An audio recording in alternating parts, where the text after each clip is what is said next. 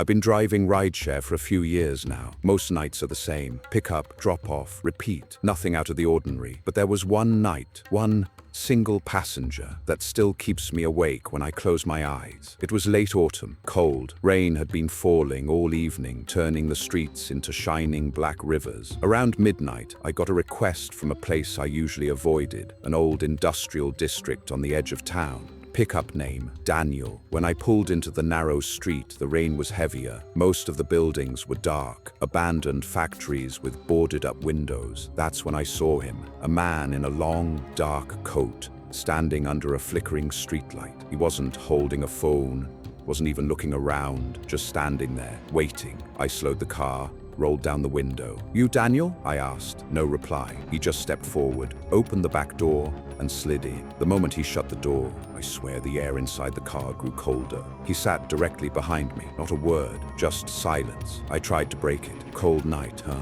Nothing. I checked the app. It said destination, Riverbend Cemetery. My stomach tightened. That cemetery was almost 30 minutes away, out past the woods. Who requests a ride there at midnight in the rain? But I kept driving. Every few minutes, I glanced at the mirror. He was sitting stiffly, eyes fixed out the window, his face pale, expressionless, like a statue. About halfway there, I realized something strange. My phone, the one running the app, had lost all signal. No GPS, no data, nothing. The screen just showed the spinning wheel of reconnecting.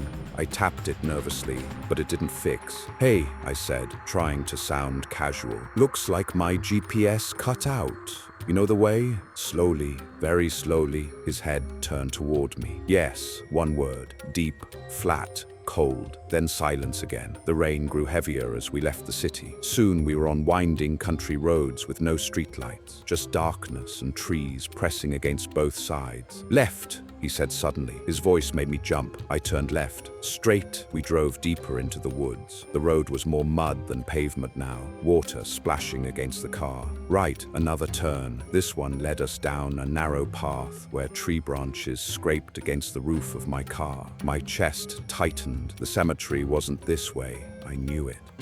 I think this is wrong," I stammered. "Cemetery's off the highway, not through here." From the back seat, he leaned forward just slightly. "This is the way for you. Up ahead, through the sheets of rain." I saw it. A house. No, more like a ruin. Its roof sagged, windows broken, vines crawling up the sides. No lights, no signs of life. "Stop here," he said. I froze. My hands tightened on the steering wheel. "Stop!" Here I pulled over. The rain hammered the windshield, blurring the view. He opened the door and stepped out. For a second, he just stood in the rain, motionless. Then, without looking back, he walked toward the broken house. I leaned out the window. "Hey, your ride, your fare.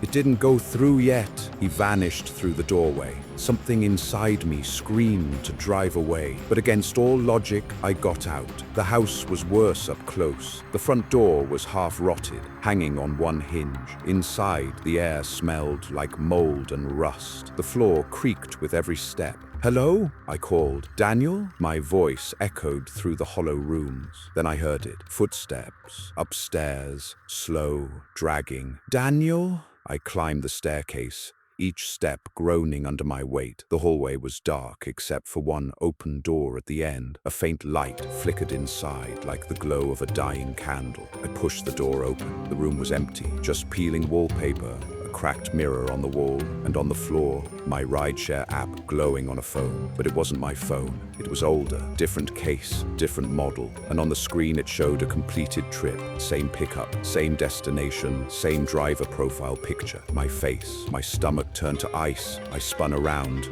The room was empty, but in the mirror, I saw him, standing behind me, his pale face, his dead eyes. I whipped around. Nothing. I looked back at the mirror. Gone. That was it. I bolted. I ran down the stairs, through the rotten doorway, and into the store. My car was still there. I jumped in, slammed the doors, and locked them. My hands shook as I fumbled with the ignition. The engine roared to life. I floored it. When I finally dared to glance at the rearview mirror, the back seat was empty. I didn't stop driving until I was back in the city. When I finally pulled over, I checked my phone. The ride history showed nothing. No record of Daniel, no pickup, no payment. It was as if he had never been there. But in my rearview mirror that night, I swear I wasn't alone. So, next time you call for a ride late at night, and the driver pulls up to find you standing in the rain, make sure it's really you that ordered the ride, because sometimes the passenger chooses the driver. If you enjoyed this story, don't forget to like and share this video, and especially tell us in the comments what you thought of this story. Your feedback helps us bring you even scarier tales.